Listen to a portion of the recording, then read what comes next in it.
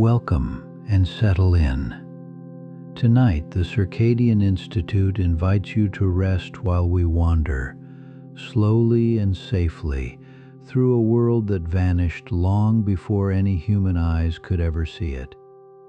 Let your breathing slow as we travel back more than 200 million years to an age when dinosaurs first appeared, a lost and peaceful world we will only visit from a gentle distance. Picture the Earth in that far-off time, warmer, greener, its continents drawn together into shapes no map has ever shown, all of it waiting quietly beneath an unfamiliar sky. Remember that no person ever walked among these animals. The last dinosaurs lived some 66 million years before us. So tonight we are simply calm observers of a time we can only imagine. There is nothing here to trouble you. These are just animals living their long, ordinary days, and you are free to watch from far away and let each thought grow softer than the last. Long before any human footprint pressed into the earth, a group of reptiles we call dinosaurs quietly took hold of the land, and for about 165 million years it was there. Picture that vast stretch of time as a river far wider than memory can hold. From beginning to end, dinosaurs walked its banks, generation after generation, in a world turning slowly beneath ancient stars. All of this unfolded during the Mesozoic era, a chapter of Earth's story so long that the whole of human history would vanish within it, a single grain lost in a great warm sea. These were reptiles, yet unlike any living today, shaped by an age of mild seasons and endless green. They breathed, they rested, they raised their young, moving through their days without hurry. 165 million years is almost too large a number to feel, so let it settle instead as a soft impression, an unhurried empire of scale and feather, holding the land for an age. The Mesozoic era was not one single stretch, but three long chapters flowing one into the next. First the Triassic, then the Jurassic, and finally the Cretaceous, each with its own warm character. In the Triassic, the earliest small dinosaurs appeared, sharing the land with many other creatures. The world was drier then, its continents drawn close together in one great gathered mass of land. Then came the Jurassic, an age of tall ferns and towering long-necked giants, when forests spread green across the warming world and immense plant-eaters browsed among the treetops in the quiet air. The Cretaceous followed, the longest chapter of the three, when the first flowers slowly opened across the land and dinosaurs reached their widest, most wondrous variety before the era gently closed. Imagine the three periods as three sleeping breaths of the same long night. Triassic, Jurassic, Cretaceous, each rolling into the next, each carrying the story of dinosaurs a little further onward. Around 230 million years ago, the very first dinosaurs appeared, and they were not the giants you might expect. Many were small, light-boned creatures, no larger than a dog trotting through the undergrowth. These early dinosaurs were newcomers in a crowded world, sharing their landscape with other reptiles and living quietly at the edges, not yet the rulers their descendants would one day become. Picture one of these first dinosaurs stepping between the ferns on slender legs, alert and quick, a modest animal carrying within it the seed of an age that would last beyond imagining.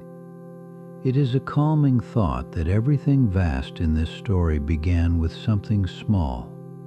From these unassuming beginnings over many millions of years, an entire dynasty would slowly unfold across the land. No fanfare marked their arrival.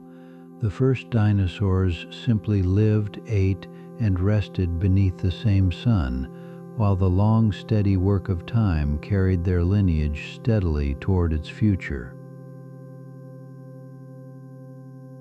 As the ages passed, dinosaurs came in an astonishing range of sizes and shapes, from creatures smaller than a chicken to long-necked giants whose heads rose high above the ancient forest canopy. Some walked on two legs, light and swift. Others moved on four sturdy pillars, carrying great weight with slow and steady grace across plains softened by the warm Mesozoic light. There were dinosaurs armored in bony plates, others crowned with horns or crests, and still others draped in soft feathers, each shape a quiet answer to the world it lived within. Not all dinosaurs were huge, and this is worth holding on to as you rest.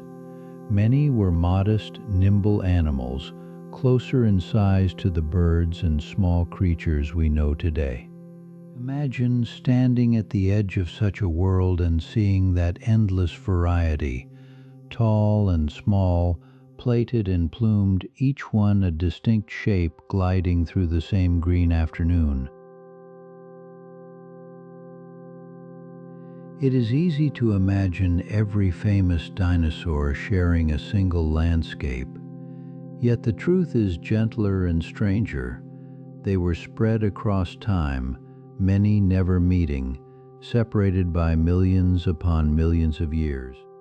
Consider Stegosaurus, the plated giant of the Jurassic, and Tyrannosaurus, who came far later in the Cretaceous. So vast is the gap between them that they never once shared the same warm air. In fact, Tyrannosaurus lived closer in time to us than to Stegosaurus, a quiet reminder of how deep and unhurried these ages truly were, stretching far beyond a single generation's reach. Picture the whole story as a long, slow procession. Each kind of dinosaur steps forward for its own age, then softly gives way, making room for the shapes that follow after.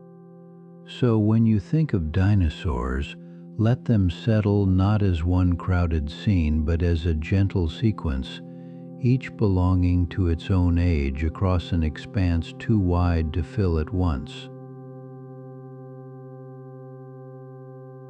Long after the last of the non-bird dinosaurs were gone, only then did humans slowly appear, arriving in a world already changed, a full 66 million years after that final chapter had quietly closed.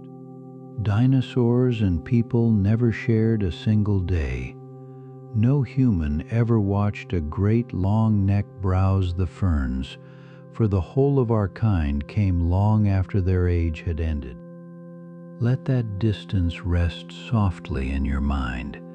The youngest non-bird dinosaur and the oldest human are separated by an ocean of time so wide that no footprint bridges it.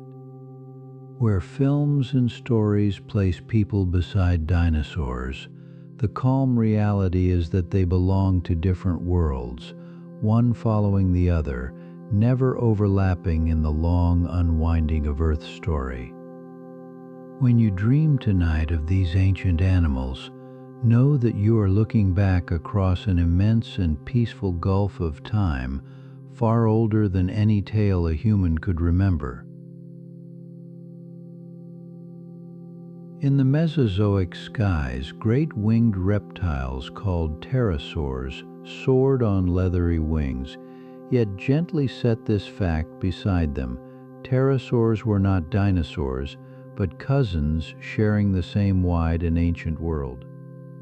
Beneath the warm seas swam long-necked plesiosaurs and sleek mosasaurs, graceful swimmers of the deep, And though they lived in the age of dinosaurs, they too were not dinosaurs at all.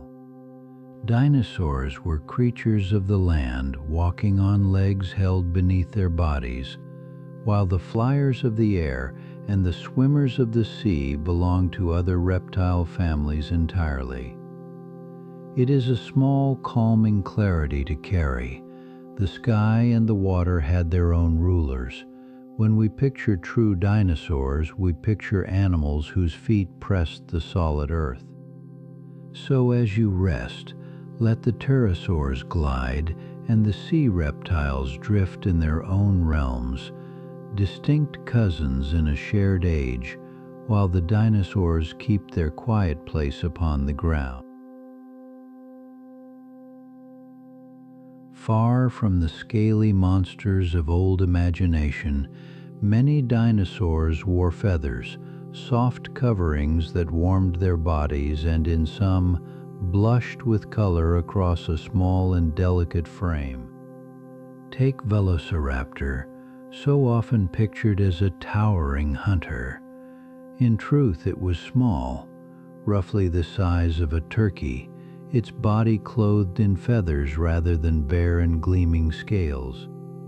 Picture such a feathered dinosaur at rest in the fading light, its plumage settling like a bird's, breathing slow and easy in a world that was warmer and greener than our own. The line between dinosaur and bird is softer than it seems, for feathers spread among many of them long before any true bird ever lifted itself into the ancient sky. Let the old image gently fade and a warmer one take its place. Not cold and scaled, but feathered and quiet, many dinosaurs closer to the birds that sing outside your window. Rest here a moment. A pale dawn spreads over an ancient valley, and there is nowhere you need to be but here, breathing slow with the quiet morning. Let the air fill you as it fills the mist between the fern fronds, unhurried, cool, settling softly back down toward the damp and steady ground. Nothing stirs but the light. Feel your shoulders loosen, your thoughts grow dim and easy, like the far edge of a landscape fading into haze. Even the meat-eaters, so often cast as terrors, were simply animals living their lives, moving through their days with the same needs as any creature: to eat, to rest, to feel the warm sun. Picture a large plant eater lowering its head to a stand of ferns at dusk, chewing slowly, unhurried, while the long light of a Cretaceous evening settles gold across the plain. Somewhere in that ancient world, young dinosaurs nestled close together for warmth, small and breathing softly, watched over in the hush that fell as the day drew gently toward its end. These were not monsters, but living beings, each with its own quiet rhythms of waking and resting, feeding and stillness folded into the calm turning of the Mesozoic days. Let yourself imagine that ancient evening, the great shapes settling to rest as the light dims, the whole warm world growing quiet, an age of animals sinking softly into night. As the light softens toward night, an owl settles on a branch, silent and round-eyed, and it too belongs to that surviving lineage, a dinosaur of the dusk. The owl's soft feathers, shaped for quiet flight, are the far descendants of the feathers Archaeopteryx once wore in the warm Jurassic air so long ago. Picture the owl turning its head slowly in the blue evening. In that calm, unhurried gaze lives a story older than the mountains, carried gently into the present night. It is a soft wonder to think that the creature blinking from the twilight branch is kin to the great old dinosaurs, sharing their ancient family without ever knowing. When the owl lifts into the darkening sky, it flies on wings shaped by ages of quiet change, a living dinosaur crossing the same evening you are settling into.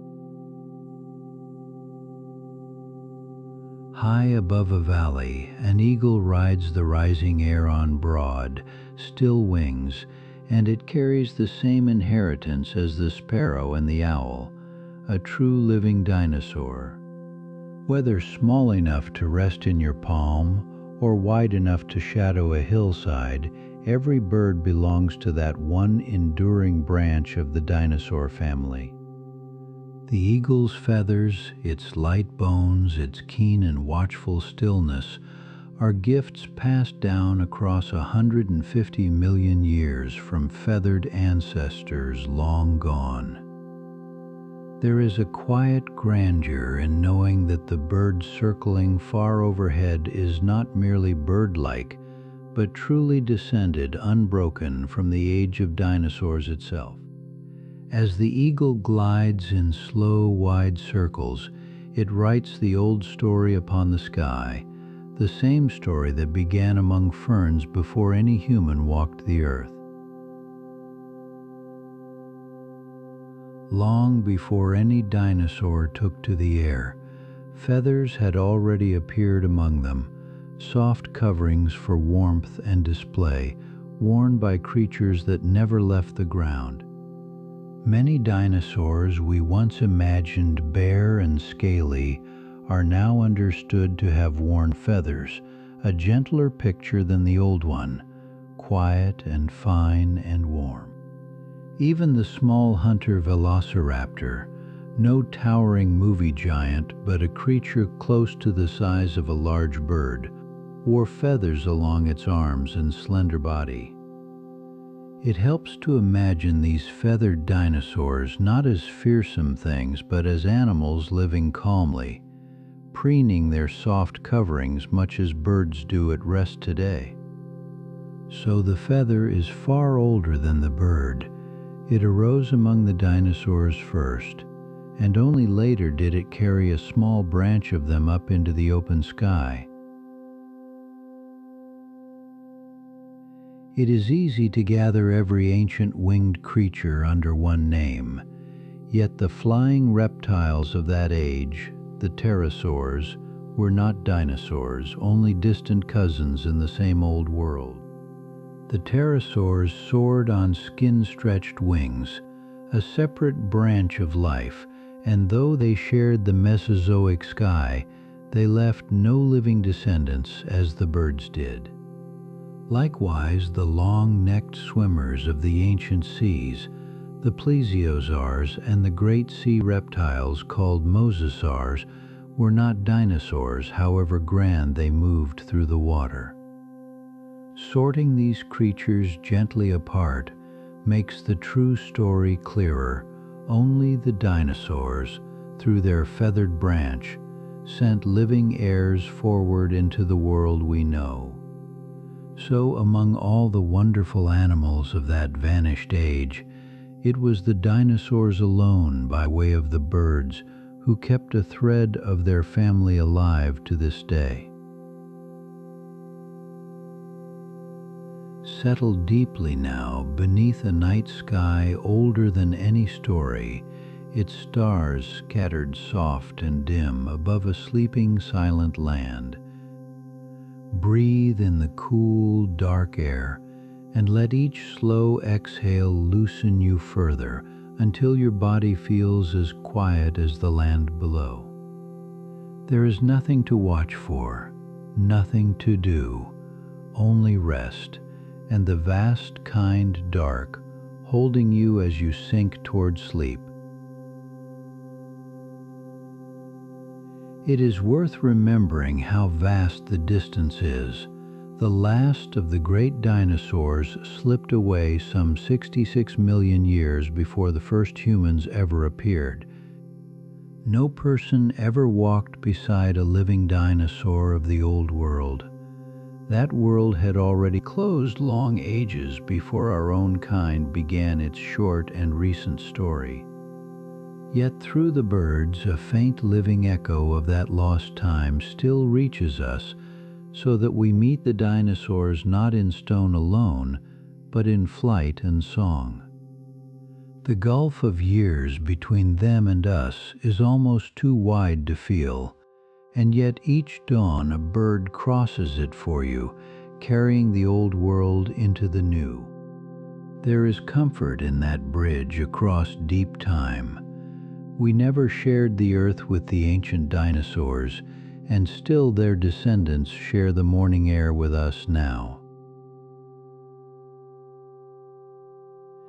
As you settle toward sleep, imagine the birds outside falling quiet too, each one a small living dinosaur folding its feathered wings against the coming night. The story that began 150 million years ago with a small toothed creature named Archaeopteryx has never truly ended. It rests now at your own window. Every sparrow, every owl, every eagle carries that ancient tale forward, unbroken, from Jurassic ferns to the quiet garden where the last light fades. It is a soft marvel to hold as you drift off. The dinosaurs did not all vanish, and one gentle branch of them still sings each morning into the world. So let the thought settle warm and slow. Somewhere out in the dark a living dinosaur is sleeping too, and the long, calm story of feathers carries in stillness on. Picture a warm morning about 66 million years ago, when the last of the great non-bird dinosaurs still moved through forests of ferns and flowering trees, unaware that their long age was drawing toward its close. In these final chapters of their story, feathered and scaled animals alike went about ordinary days, feeding, resting, and raising young beneath skies that had watched over dinosaurs for more than 150 million years. Not every creature here was enormous. Many dinosaurs of this time were modest, some scarcely larger than a turkey or a dog, living quiet lives among the undergrowth, far from the towering giants we usually imagine. Overhead glided pterosaurs, the great flying reptiles, though they were never truly dinosaurs, only distant cousins sharing the same warm air and the same last unremarkable dawns. Rest for a moment in that vanished morning, a world complete in itself, where no one knew that a distant point of light in the sky would soon mark the ending of an era. About 66 million years ago, a mountain-sized asteroid crossed the last of its long journey through space and met the Earth near what is now Mexico, at a place we call Chicxulub. The rock was some 10 kilometers across, a wanderer that had drifted for ages before that single moment, when its path and our planet's path softly became the same. Where it touched down along the edge of the Yucatan, it left a vast buried crater, a great circular scar that geologists would one day trace beneath rock and sea. Imagine that name Chicxulub resting on the map like a soft syllable, marking the spot where one long chapter of life gave way to another across the whole of the world. It is a strange and humbling thought that so much change could turn upon a single arriving stone, a visitor from the dark that the dinosaurs never saw as anything more than a light. The asteroid did not act alone. In the same broad span of time, enormous volcanic eruptions were reshaping the world, pouring out rock across vast regions in one of Earth's great restless seasons. These eruptions were slow and immense, unfolding over long ages rather than a single day, laying down layer upon layer of dark stone that still forms whole landscapes today.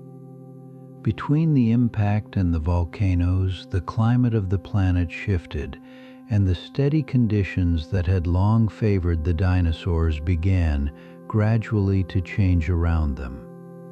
Think of the Earth itself as a living, breathing thing, its deep interior stirring, its surface remade, all across timescales far too vast for any single life to feel. In these twin forces, one arriving from the sky and one welling up from below, the ending of the dinosaurs' age was written slowly into the rock of the world. Everything we know of these creatures comes to us slowly, held in stone, as ancient bones settled into rock and waited undisturbed through the long millions of years for gentle hands to find them. From these quiet fossils we learn the truth of the Mesozoic, 3 periods across which the dinosaurs held the land for some 165 million years, a slow procession of shapes that began small and grew wondrously varied. Each fossil is a soft whisper across deep time, telling us that dinosaurs ruled the land, that not all lived at once, and that our own kind came only long, long after. It is a peaceful thing to consider how steadily the Earth kept these records, layer upon layer, so that we might glimpse a world older than any story humans have ever told. So let the whole vast age settle over you now like a warm blanket. The Triassic, the Jurassic, the Cretaceous, all held safely in stone, waiting quietly as you drift towards sleep. In the changes that followed, the last of the non-bird dinosaurs gradually disappeared, their long and wondrous reign coming to a close after ruling the land for well over 100 million years. It was the non-bird dinosaurs who vanished, and this is a tender detail worth remembering, for one lineage of dinosaurs did not end, but lived on in another form. The great long-necked plant-eaters, the horned and armored wanderers, the small feathered runners of the underbrush, all slipped from the world, leaving their shapes only in stone. Even the largest of them, animals whose footsteps once shaped the very ground, faded into the quiet of deep time, remembered now by the layers of earth that hold them. There is no need for alarm in this ending. It was simply the turning of an age, a long fading rather than a single moment, the world softly making room for what would come next. Not all dinosaurs left the world. The birds outside your window are living dinosaurs, the feathered heirs of that ancient lineage, carrying the story of the dinosaurs calmly into our own morning. Many dinosaurs already wore feathers long before the end, soft coats and delicate plumes that kept them warm and in some first lifted them into flight. Consider the small hunter velociraptor, no towering monster of the movies, but a feathered creature about the size of a turkey, light-footed and swift among the low plants. When you hear birdsong at dawn, you are hearing a voice descended from that vanished world, a thread of sound stretching unbroken across 66 million years. It is a gentle comfort to know the dinosaurs never fully left us, that their long story simply changed its shape and took to the air and sings there still. Through all the long age of dinosaurs, small mammals had lived in the shadows, tiny warm creatures often no bigger than a mouse or a shrew, moving serenely at the edges of the great world.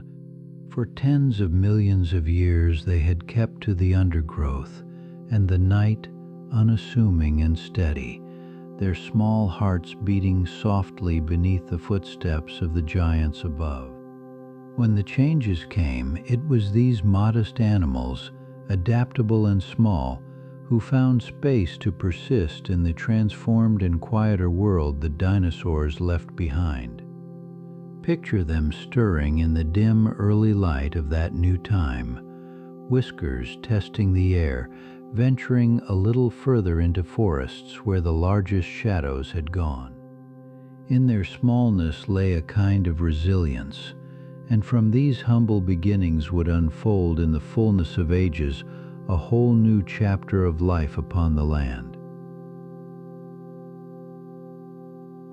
In the quiet world the dinosaurs left behind, mammals slowly rose, spreading into forests and plains, growing more varied over long stretches of time no single mind can truly hold. Where enormous plant eaters had once browsed the treetops, new creatures found their place, and the empty spaces of the world filled again unhurried across countless millions of years. There was no rush to this becoming. Life renewed itself the way a forest returns after a long winter, steadily, one generation softly giving way to the next. From these rising mammals came the great branching family that would one day include whales and horses, bats and elephants, and in time, gently, us. It is a soft wonder to sit inside that inheritance, to know that our own long story began in the calm after the dinosaurs, in a world made newly quiet and open. In time, and only in time, we ourselves arose, distant heirs of those small survivors appearing on the earth roughly 66 million years after the last non-bird dinosaurs had gone. It is worth resting on this truth. Dinosaurs and humans never met, never shared a single day, for an almost unimaginable gulf of ages separates their world from ours.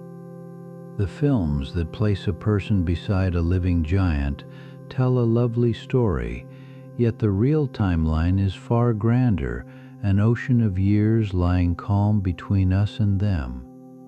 Had the great asteroid never crossed our path, the quiet world that gave mammals their opening might never have come, and our own line might never have found its way. So we are, in a sense, children of that far ending, walking beneath the same stars, made possible by the long stillness that followed a single ancient dawn. The dinosaurs left us a gift they never meant to give.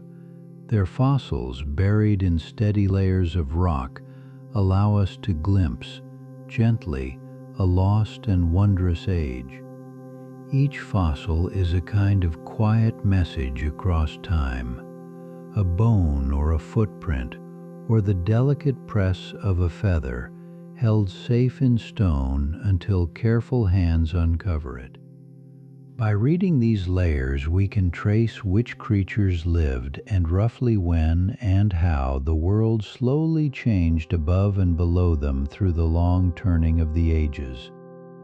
Some rocks even preserve a fine trace of that distant event, a thin band scattered across the globe that marks silently the boundary between the dinosaurs' world and ours. To hold such a fossil is to touch deep time itself, to feel how vast and unhurried the Earth's own story has always been, far older than any human memory. As this long journey through the age of dinosaurs comes to its close, let the whole of it settle over you like evening light, a world complete, wondrous, and now peacefully at rest in stone. Remember that not all of them were huge, that many wore feathers, and that the sea reptiles and flying reptiles, for all their splendor, were never dinosaurs but companions in that ancient world. Hold, too, the tender fact that one branch survives, singing from the trees at dawn, so that the dinosaur's long story has never quite ended, but only softened into birdsong. The asteroid at Chicxulub and the restless volcanoes turned a page, and in the quiet that followed, small warm lives, and eventually our own, gently took their place beneath the sky. Now let these ancient creatures rest in the depths of time, and let yourself rest as well, carried into sleep by the calm, unhurried breathing of a world far older than memory. Now let the whole long age of dinosaurs begin to soften and recede, its misty valleys and slow rivers drifting peacefully toward the far edge of your mind. Remember the great long-necked sauropods moving calmly through the ferns, and the many small feathered dinosaurs among them, and let those gentle pictures grow faint and warm. Recall, too, that pterosaurs sailed the ancient skies and long-necked reptiles swam the seas, though none of them were dinosaurs, and let even that quiet fact loosen its hold. All of it lived and breathed and passed away many millions of years before us, and there is a deep peace in that vastness, a stillness you can rest inside. You needn't carry any of it with you now. Let the whole prehistoric world settle down like mist on the grass, dimming softly as you follow it toward sleep. The journey is over now, and there is nothing left to do but rest. Let the last images fade like a horizon disappearing into gentle morning haze. Feel how heavy and easy your body has become, sinking down, held and quiet, as the ancient world grows dim and distant behind your eyes. Breathe once more slow and full, and let that breath be the softest thing in the world, carrying you further into warmth and calm. There is nowhere to go and nothing to hold.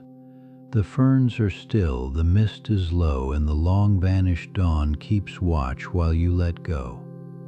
Sleep now deeply and well, safe in the quiet dark, and let the peaceful age of dinosaurs drift far away as you fall gently into rest.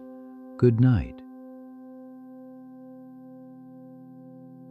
Long before you were born, before any human walked the earth, a dinosaur lay down in the mud, and its bones began the slow work of becoming stone over millions of steady years. A fossil is bone that is turned to rock. Minerals settle into the tiny spaces inside the bone, cell by cell, slowly turning it to stone until the shape endures far longer than any creature ever could. Imagine the sheer stretch of time this takes. Not years, not centuries, but countless millions of years, quietly transforming something soft and alive into lasting stone. Nothing about this happens quickly. The earth simply keeps its records at its own unhurried pace, layer settling upon layer, hiding treasures we would only find much later. Every fossil is a message sent forward through unimaginable time, a shape preserved so faithfully that we can hold it, study it, and begin to picture the animal it once was. Paleontologists are the people who study these ancient remains, and their work begins not with a rush, but with small brushes, soft tools, and a great deal of care. Picture someone kneeling in warm sun and dust, easing away rock grain by grain, uncovering a bone that has waited in silence for tens of millions of years. There is no hurrying such work. A single fossil might take days or weeks to free from its stone cradle, each fragment cleaned and noted before it is lifted away. When a bone is fragile, they wrap it in protective jackets of plaster, cradling it like something precious so it can travel safely to a laboratory far away. Back in quiet workrooms, each piece is measured and compared, and slowly, thoughtfully, the scattered clues are fitted together into the outline of a lifelong past. Not every fossil is a bone. Sometimes a dinosaur simply walked across soft mud, and those footprints hardened, then turned to stone, holding the memory of a single quiet stroll. Trackways can show us how an animal moved, whether it walked slowly or ran, and sometimes whether it traveled alone or wandered together with others of its kind. Follow a line of fossil footprints in your mind, one after another across ancient ground, and you are following a path a living creature chose, step by unhurried step. These prints tell us things bones cannot. They capture a moment of motion, a breath of ordinary life, frozen in the earth for tens of millions of years. From the spacing of the tracks, scientists can gently estimate how fast a dinosaur walked, reading the quiet arithmetic left behind in stone by feet long since gone. Among the fossils we find are eggs, small and rounded, sometimes still resting in the nests where they were carefully laid so very long ago. Whole nesting grounds have been discovered where many dinosaurs gathered to lay their eggs together, hinting at animals that cared for their young in quiet, watchful ways. Picture a shallow nest scooped into warm earth, a clutch of eggs arranged in a gentle ring, waiting through the seasons in a world older than memory. Some fossil eggs still hold the delicate bones of the tiny dinosaur that was growing inside, a glimpse of a life that was only just beginning. These finds soften the old picture of dinosaurs as distant and strange. They were parents, too, tending nests, a familiar and tender thread running through deep time. Now and then, in rare and lucky conditions, more than bone survives. Faint impressions of skin press into the stone, showing us the texture of a creature's living surface. Rarest and most wonderful of all are the traces of feathers, delicate outlines preserved in fine rock, revealing that many dinosaurs were not scaly but softly plumed. Imagine finding pressed into ancient stone the faint fan of a feather that once warmed a small dinosaur some 90 million years ago, long before any human walked the earth. These fragile impressions require the gentlest conditions to form and survive, which is why each one feels like a small miracle handed carefully across the ages. From such rare traces we learn that feathers came long before flight, worn by small running dinosaurs, changing forever how we picture these ancient, half-familiar animals. Dinosaur fossils have been found on every continent on Earth. From sunlit deserts to green hillsides, their remains scattered across the whole wide face of the world. Even Antarctica, that frozen land at the bottom of the globe, holds dinosaur fossils, for long ago it was far warmer and greener than the ice we know today. Picture teams working carefully near the edge of ice, uncovering bones of animals that once walked a landscape utterly unlike the white silence surrounding them now. That fossils turn up everywhere reminds us how the continents themselves have drifted and changed, carrying their ancient passengers slowly to the far corners of the earth. No matter where you stand tonight, dinosaurs once lived somewhere beneath a sky like yours, their traces resting quietly in the ground beneath many distant lands. It is worth remembering as you settle into rest that not everything ancient and reptilian was a dinosaur, though the family is often gently confused.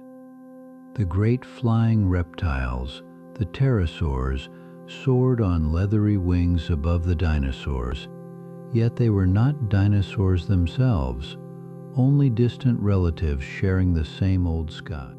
In the seas swam long-necked plesiosaurs and sleek mosasaurs, graceful swimmers of the ancient oceans.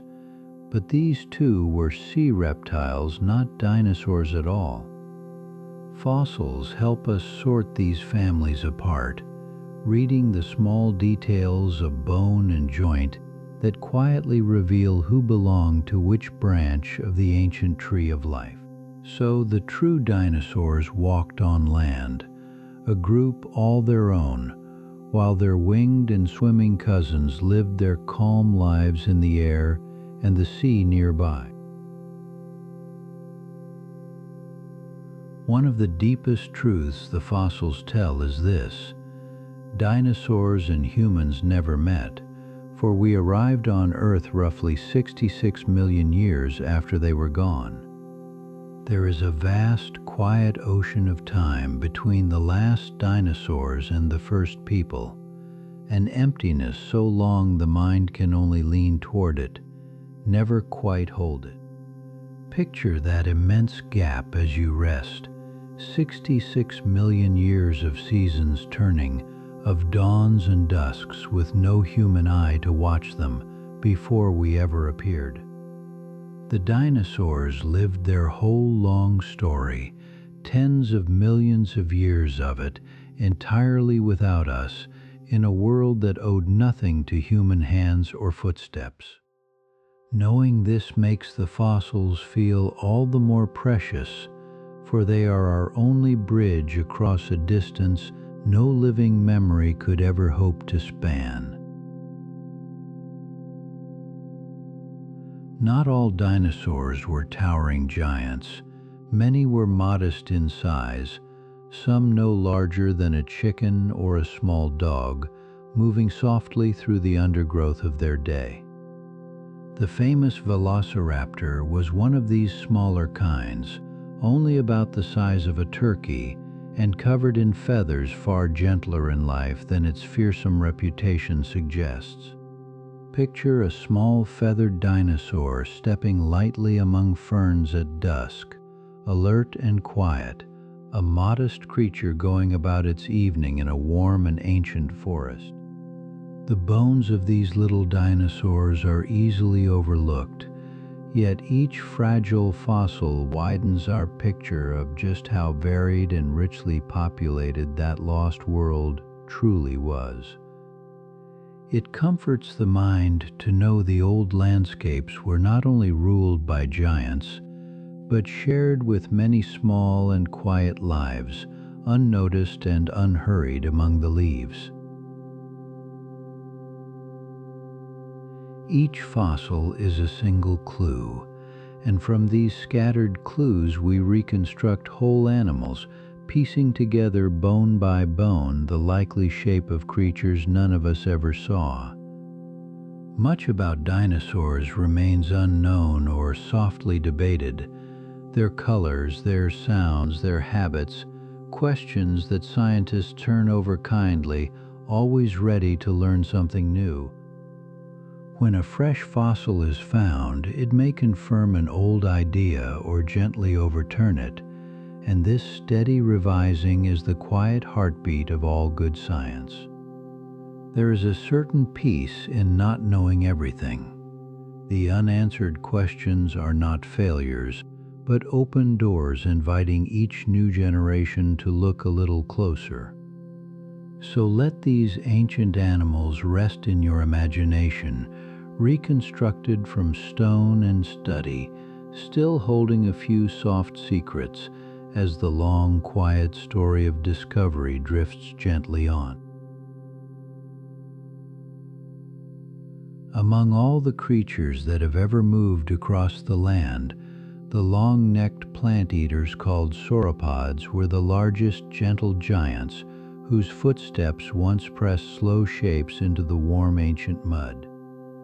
Picture an animal as long as 3 school buses parked end to end, breathing calmly beneath the ferns, its enormous body carried on 4 steady tree trunk legs. Brachiosaurus, Diplodocus, and Argentinosaurus belong to this vast family of sauropods, names that sound like slow music, each one a mountain of calm, living muscle. No animal on land today comes close to their size, and none ever has since. They remain the largest walkers the earth has ever serenely known. It helps to remember they lived unhurried lives, feeding, resting, moving in the soft light, never rushing, never troubled, immense and peaceful under an older sky. Their long necks were a marvel of gentle engineering, letting many of them lift their small heads high among the trees where few other animals could reach. Imagine standing beneath one and watching that slender neck rise and rise until the head becomes a distant shape browsing among the highest sunlit leaves. Where shorter creatures browsed the low ferns, many sauropods could simply raise their heads and feed among the higher leaves, sharing the forest with little need to compete. A neck like that reached food no rival could touch, a quiet advantage that let these giants feed in peace above a crowded, green world. Think of the calm reach of it, that long arc of bone and muscle swaying softly among the branches, gathering leaves in the hush of a Jurassic afternoon. These gentle giants swallowed smooth stones called gastroliths, letting them tumble deep inside to help grind the tough plants they ate into something soft and easy. A sauropod could not chew the way we do, so it borrowed the steady work of stones which rolled and pressed within to break down every mouthful of leaves. Picture pebbles, polished glass smooth by years inside a great animal, turning slowly as the plants were ground, a quiet inner mill that never needed to rest. The word gastrolith simply means stomach stone, and finding these rounded pebbles beside old bones tells us how these giants managed such enormous leafy meals. There is something soothing in the thought of it, a mountain of an animal, fed by leaves and smooth stones, digesting the forest in unhurried peace. Sauropods grew astonishingly fast, hatching from eggs no bigger than a melon and swelling year by year into the greatest bodies the land has ever carried. From a small, blinking newcomer to a towering giant, the journey unfolded over decades of steady growth, a slow and remarkable rise into the treetops. Consider how much a body must eat to grow that quickly. Hour after hour of quiet browsing, the whole forest slowly becoming bone and neck and tail. That steady growth may have helped the young ones reach a safer, larger size sooner, moving from small and delicate to vast and steady across the long, unhurried years of their lives. It is a tender image, this idea of something so enormous beginning so small and rising so steadily, year upon quiet year, toward the sky it was born to touch. These giants often traveled in herds, great long-necked shapes moving together across the plains, a slow procession of gentle animals keeping company beneath the wide old sky.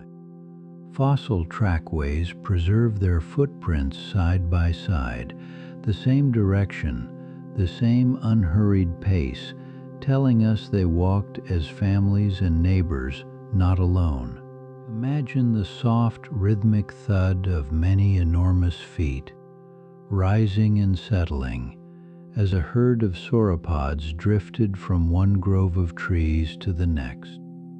Younger animals may have walked among the larger ones, sheltered in the middle of the group, the whole herd moving as one calm, breathing landscape. There is comfort in picturing them together at dusk, necks lowered, the day's browsing done, a company of giants settling silently into the coming night.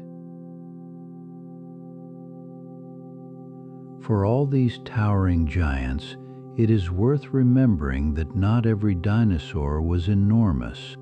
Many were small, some no bigger than a chicken or a house cat. The sauropods were the great exceptions, and their vastness stands out precisely because so many of their relatives lived close to the ground, quick and modest in size.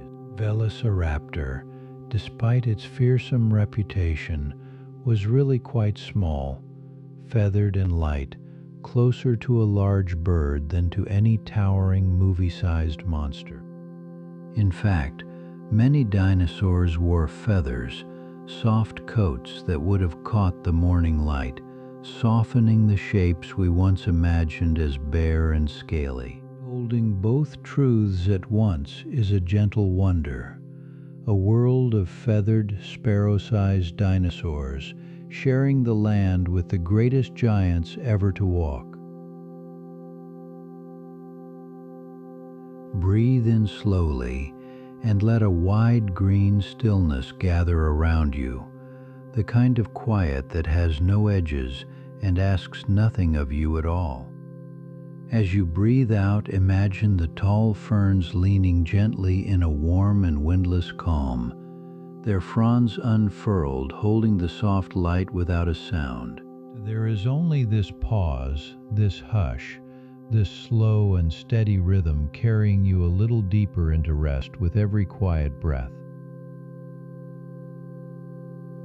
These giants lived in a world with no people in it at all, for the last of the great non-bird dinosaurs vanished about 66 million years before the first humans ever appeared. No one ever watched a sauropod raise its neck, their long, slow lives unfolded in a silence untouched by any human eye or footstep. The old pictures of people beside dinosaurs are only imagination, for the two never shared a single dawn, separated by an unthinkable ocean of time. When you picture these gentle giants, you are looking across many millions of years into a green world that had finished before ours had even begun. There is a quiet peace in that distance, knowing these enormous, calm animals simply lived their lives long ago, in a time that asked nothing of us. While the giants browsed on land, other great reptiles filled the skies and seas, though many of them were not dinosaurs, a distinction worth holding softly. The flying pterosaurs, with their wide, leathery wings, were close cousins to the dinosaurs, but a separate branch entirely, sailing the air above the long-necked herds. In the ancient oceans swam plesiosaurs and mosasaurs, sleek sea reptiles that were never dinosaurs either, gliding through waters far from the sauropods' forests. So the true dinosaurs, our gentle giants among them, walked the land, while their winged and swimming neighbors belong to different families of the reptile world. Keeping them separate in your mind is a small calm clarity. Land for the giants, sky for the pterosaurs, sea for the swimmers, each in its own quiet place. Everything we know of these giants comes from bones and stones left in the rock, steadily uncovered and read like slow ancient sentences by those who study them. A single sauropod thigh bone can stand taller than a person, and holding one even in imagination gives a sense of the vast silent body it once carried. The polished gastroliths found near their skeletons whisper of meals long finished, small proofs of how these enormous animals turned leaves into life. From footprints pressed in old mud, we learn their pace, their company, the direction of their gentle wandering across a landscape now turned to stone. Each fossil is a soft message from deep time, and piece by quiet piece, they let us imagine the giants as they truly were, calm and real. For all their staggering size, the sauropods were plant eaters, gentle giants whose days were spent browsing leaves, never hunting, moving through their world in unbroken calm. Imagine one at the close of day, its long neck lowering, the vast body growing still, the forest settling into quiet around a mountain of peaceful, breathing life. There is nothing frightening in these greatest of animals, only a deep, slow gentleness, the kind that steadies the mind and slows the breath toward sleep. Let the image stay with you. Enormous shapes standing softly among the trees, the herd at ease, the ancient evening warm and endlessly, wonderfully still. So the giants rest, as you may rest now, carried on the same old peace that once moved through those long-necked forests, quiet, unhurried, and utterly at ease.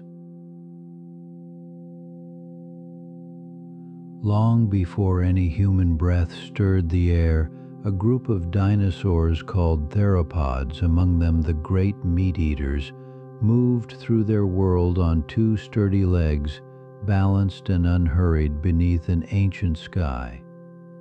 Picture a theropod stepping between tree ferns, its tail held level behind it, like a slow pendulum, each footfall settling peacefully into warm, damp earth.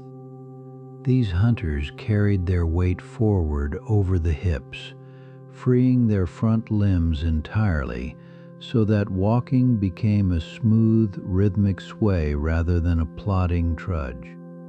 Not every theropod was a giant. The family ranged from creatures smaller than you might expect to some of the largest land predators ever to have lived. Imagine watching one pause in a clearing, weight shifting from foot to foot, an animal simply living its life in a world tens of millions of years older than our own. Among the theropods, Tyrannosaurus rex is perhaps the most familiar, remembered above all for its enormous skull, broad and deep and heavier than a grown person.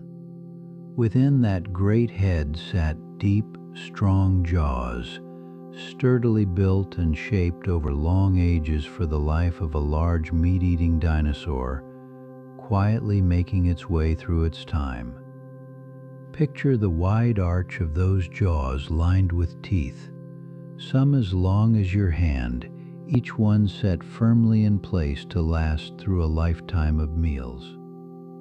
The skull was not only a tool for feeding, it housed large eyes and wide nostrils, sensing a landscape rich with scent and quiet movement.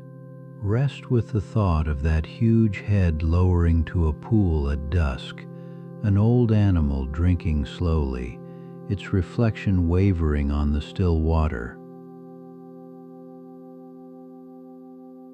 For all its size, Tyrannosaurus rex carried a curious feature that has charmed people for generations. Its arms were surprisingly tiny, tucked close against its chest. Each little arm ended in two clawed fingers, and though small, they were muscled and strong, likely useful for gripping in ways we are still learning to understand. It is a gentle reminder that nature does not always favor the largest limb. The tyrant king thrived with arms that seemed almost modest. Imagine those short forearms folded neatly as the animal dozed in the afternoon warmth, a giant at peace with its own unusual shape. Many theropods had longer arms than T. rex, so its little limbs were more its own quiet signature than a rule of the whole family. Tens of millions of years before the tyrant king, Allosaurus roamed the Jurassic world, a graceful theropod with a lighter build and strong, capable arms. Above each eye rose a small ridge of bone, a subtle crest that gave the face a distinctive shape as it moved through fern-covered plains. Picture an Allosaurus resting in dappled light beneath tall conifers, its long tail stretched out behind it, breathing slow in the heat of a Jurassic noon. Unlike its later cousin, Allosaurus had three clawed fingers on each hand, useful reaching limbs that set it apart from the tiny armed tyrant to come. Consider how these two great hunters never met, separated by an ocean of time, each ruling a world the other would never know. Spinosaurus was a theropod like no other, and recent fossils suggest it spent much of its life in and around water, wading through the rivers of an ancient Africa. Along its back rose a tall sail of skin, stretched over long spines, a striking crest that may have helped it signal to others or manage the warmth of its body. Picture Spinosaurus half submerged in a slow river at dusk, the top of its sail breaking the surface like the fin of something calm and ancient. Its long, narrow snout was studded with cone-shaped teeth, well suited to catching fish, hinting at a life spent close to the water's edge. Let your mind rest on that image of a great sailed dinosaur drifting through shallows, an animal wholly at home where land and water in stillness meet. The theropods lived in a world alive with information, for many of them possessed keen senses that let them read the smallest signals of their surroundings. Large eye sockets in their skulls suggest sharp vision, and some may have judged distance well, watching the shimmer of light across an evening landscape. Wide nasal passages hint at a fine sense of smell, so that scent drifting on a warm breeze could carry news from far across the plain. Imagine one lifting its head, nostrils flaring softly as it gathered the perfume of ferns, water, and distant herds into a single quiet impression. Their senses were tools for living, not for fear. Think of them simply noticing the world the way you might notice rain approaching in the dark.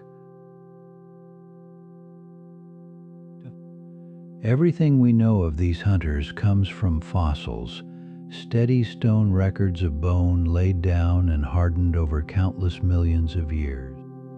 When we say Spinosaurus loved the water, it is because scientists read the shape of its bones and teeth, letting the fossils tell a slow, careful story.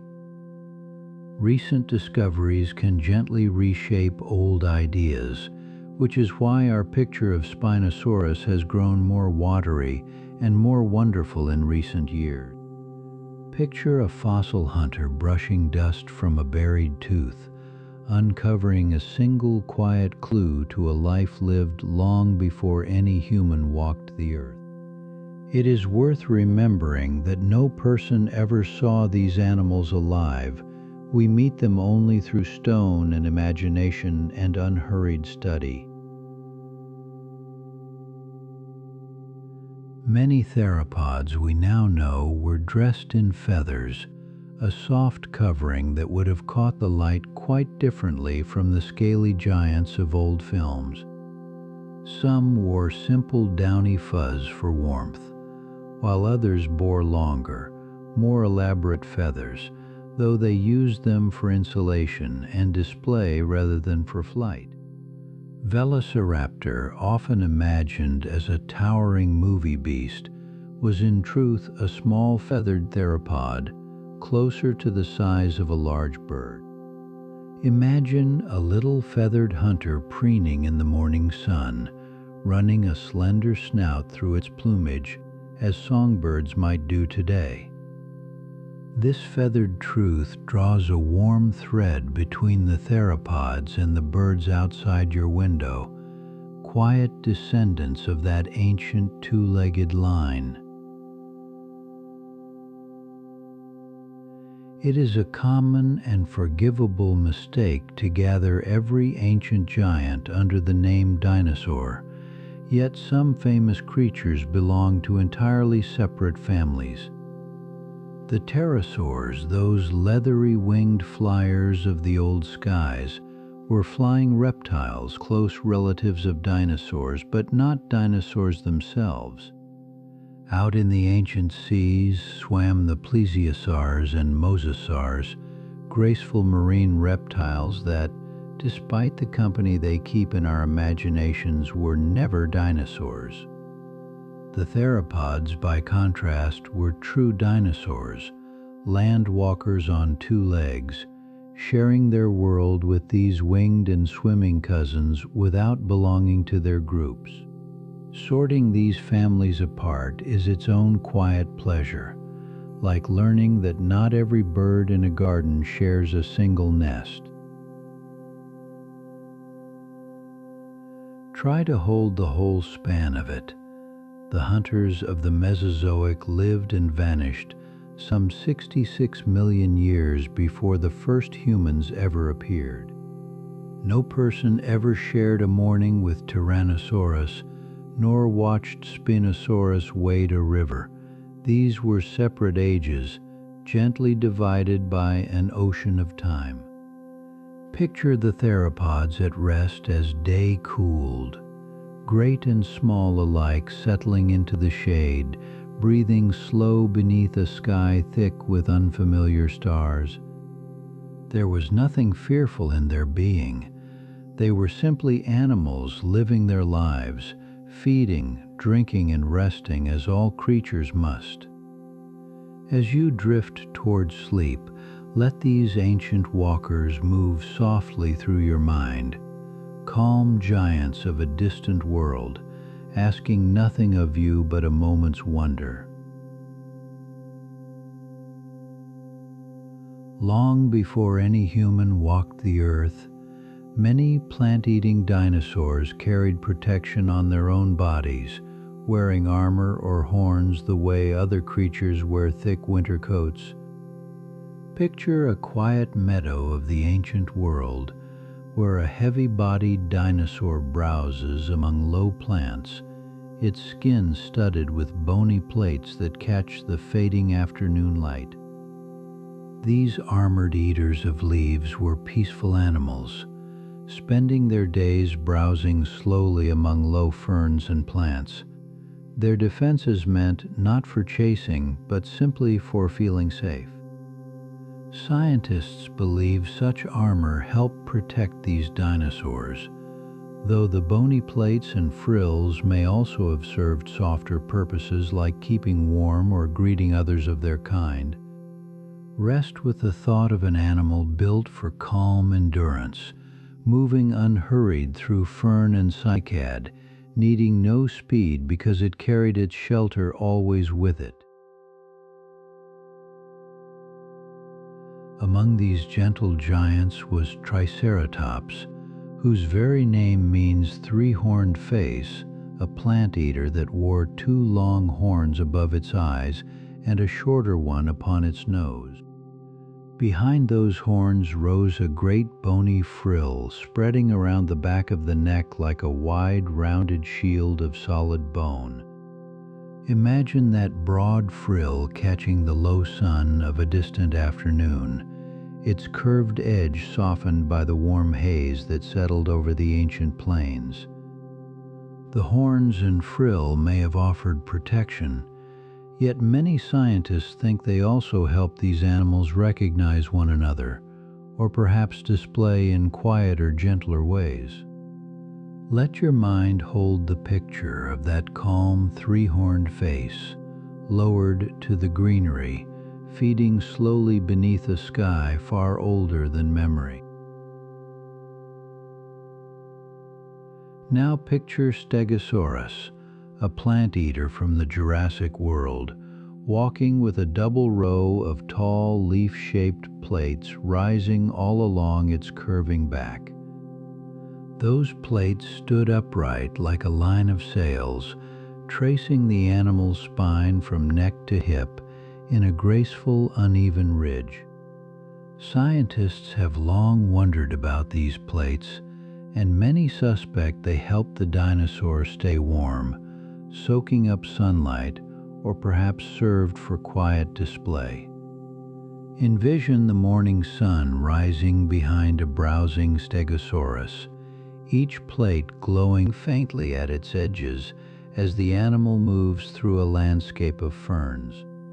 There is a quiet comfort in that silhouette, a slow creature carrying a crown of bony sails, browsing low plants without hurry or fear.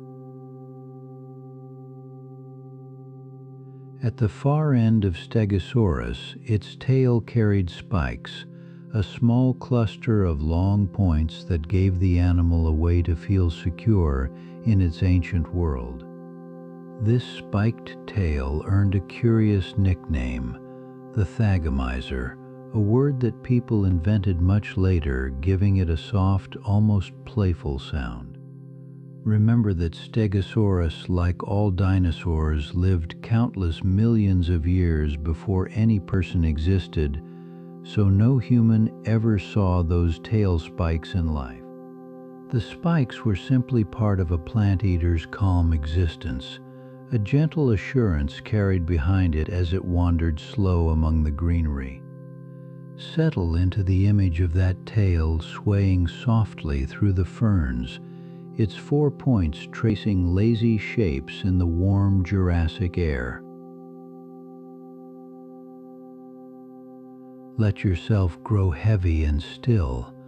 A low mist drifts among old tree ferns and cycads, blurring their shapes into something soft and dreamlike. Draw one long breath, hold it kindly, then let it go, and let the fog carry away whatever small thoughts remain from the day behind you. The morning is steady, and so are you. There is all the time in the world to simply lie here and let the quiet hold you. Consider Ankylosaurus, perhaps the most thoroughly armored of them all, its broad back and sides covered in plates of bone set into the skin itself. This low, wide plant eater moved close to the ground, protected almost everywhere, like a small hill of living, breathing armor browsing across the land. So complete was its covering that even parts of its head wore bone, giving Ankylosaurus a sturdy, unhurried look as it fed on low plants. The armor of this dinosaur was built for defense, letting it live a slow and peaceful life without needing to run from anything. Picture it browsing at dusk, a broad and heavy shape settling into the ferns, its armored back cooling beneath a soft evening sky. At the tip of Ankylosaurus swung a heavy club, a mass of bone at the end of its tail, giving this plant eater a quiet confidence in its ancient home. That tail club was part of its armor, another piece of the safety this gentle browser carried through the world. Envision the club resting on soft ground as the animal pauses to feed, its weight settling among leaves and low branches in the still air. This heavy tail belonged only to a plant eater's peaceful days, a tool of reassurance for an animal that wished simply to be left in calm. Let the mind rest on Ankylosaurus at ease, its armored body low and steady, its clubbed tail trailing calmly through the greenery. Beyond protection, the plates and frills of these dinosaurs may have helped with warmth, gathering the day's heat, the way sun-warmed stones hold their glow. Scientists once pictured Stegosaurus turning its tall plates toward the morning light to gather warmth, though many now think the plates were mainly for display. For Triceratops, that great frill may have helped shed or gather a little warmth, though most scientists think its main role was to display to and recognize others of its kind. These are gentle mysteries, and researchers still study fossils to understand how such structures once served living, breathing dinosaurs. Drift toward sleep, imagining sunlight settling on ancient plates and frills, a soft warmth spreading through creatures resting at the close of a long, calm day. The frills and horns may also have been for display, a way for these dinosaurs to recognize their own kind across a wide and open plain. A large frill or a bold set of horns could help a Triceratops stand out among others, much as bright feathers help many birds today. Some of these armored plant eaters likely lived in groups, moving together through the greenery, finding safety and company in one another's presence. Imagine a gathering of three-horned faces feeding side by side in the low light, calm and unhurried, each aware of the others nearby. There is a soft comfort in picturing such a herd at rest, great shapes settling together as the ancient evening slowly deepens around them. It is easy to imagine all dinosaurs as towering creatures, yet many were modest in size and armor came in a range of gentle proportions. Among the horned and plated dinosaurs were smaller relatives too, reminding us that the ancient world held creatures of every scale, not only the mighty. Remember also that many dinosaurs wore feathers, and small hunters like Velociraptor were feathered and modest in size, far from the towering figures of films. The great armored plant eaters shared their world with these smaller, feathered kin, all part of one long, unhurried chapter of life on Earth. Let the mind hold this wider picture, a world of many sizes and textures, from bony plates to soft feathers, all coexisting in ancient calm. Recall that these armored and horned dinosaurs lived tens of millions of years ago, and the last of them vanished around 66 million years before our time.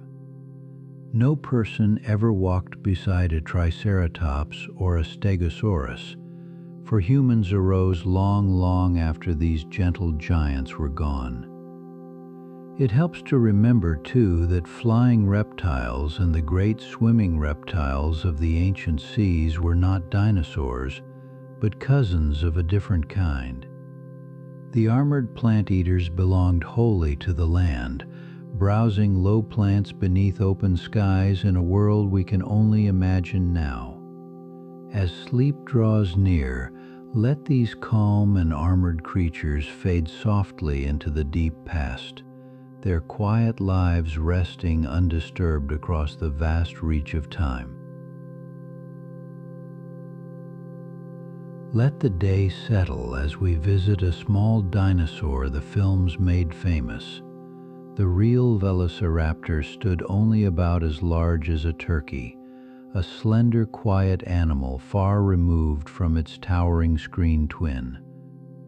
Picture something you could almost gather into your arms, low to the ground and light-boned, walking through a dry Cretaceous evening on two neat feet, calm and unhurried in the fading warmth.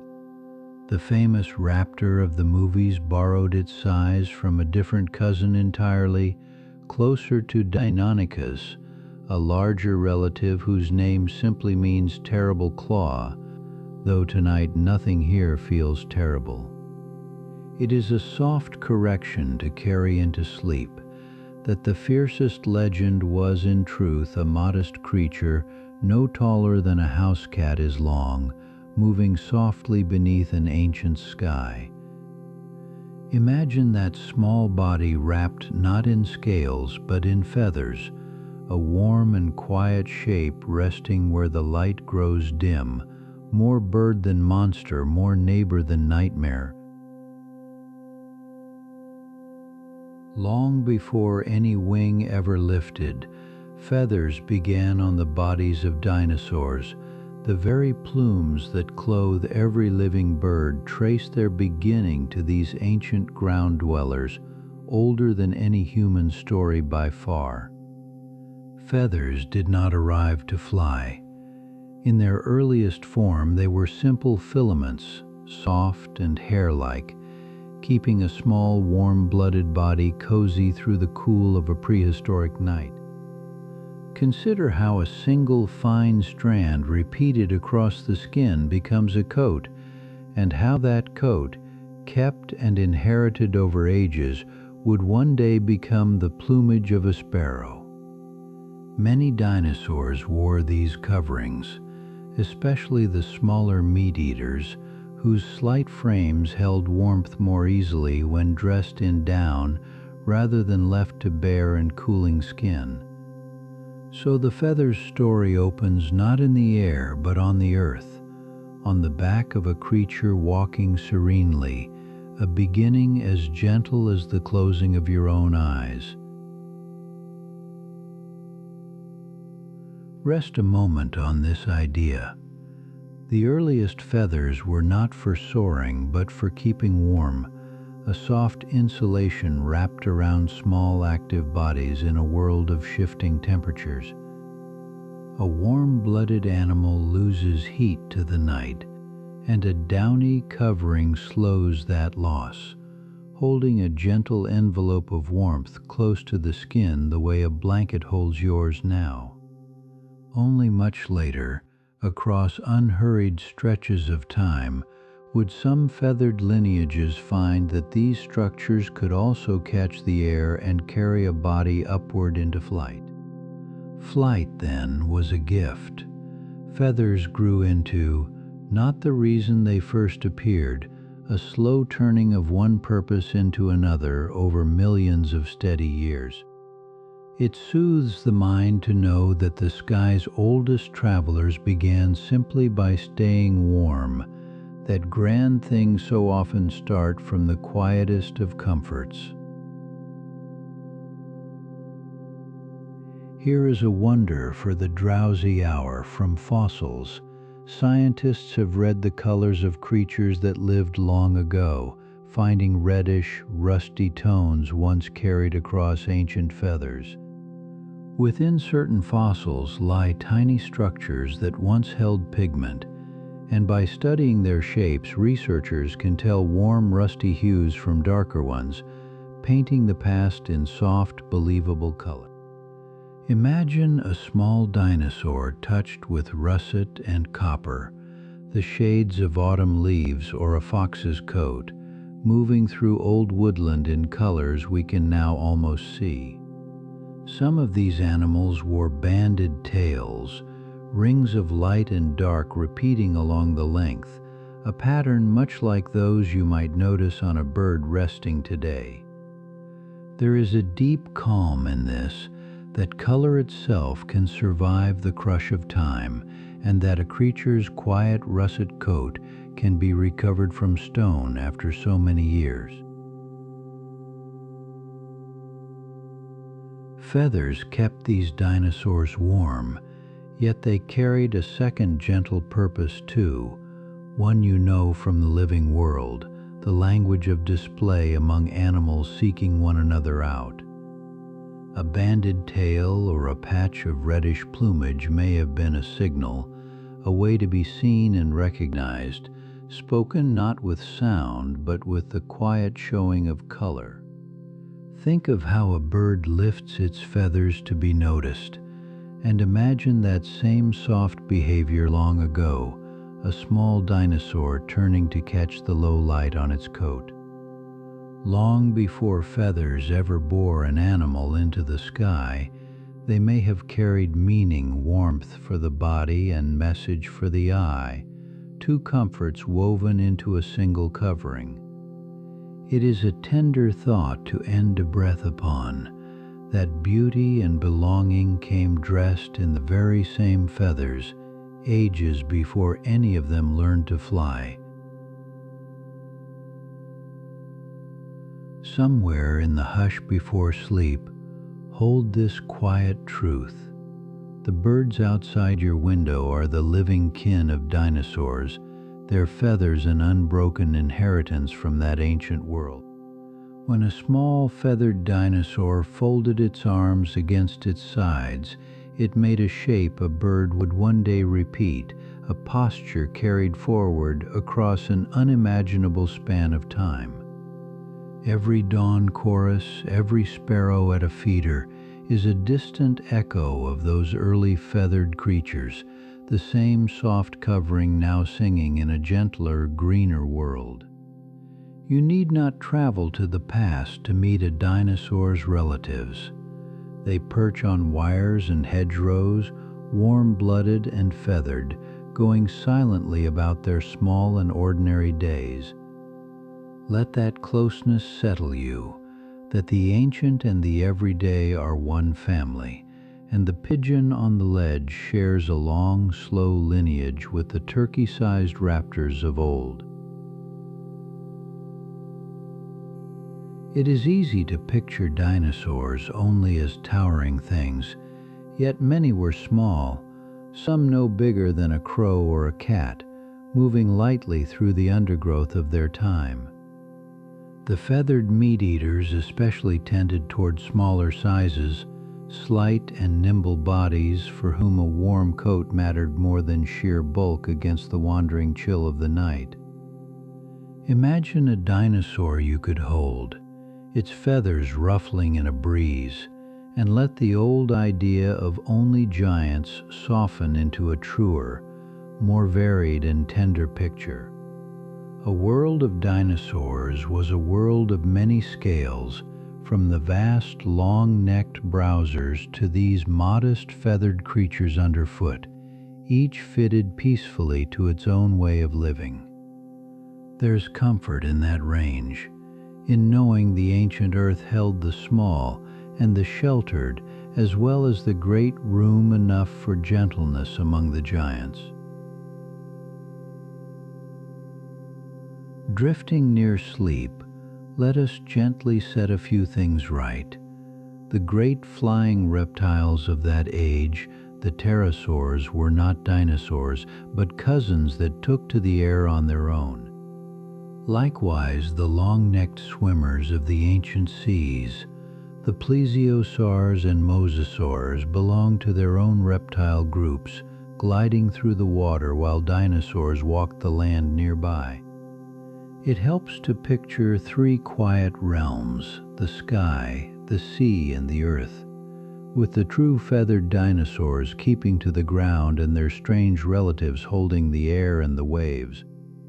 Naming things rightly is its own small piece, and knowing a pterosaur from a dinosaur simply lets the ancient world settle into clearer, calmer order in the mind.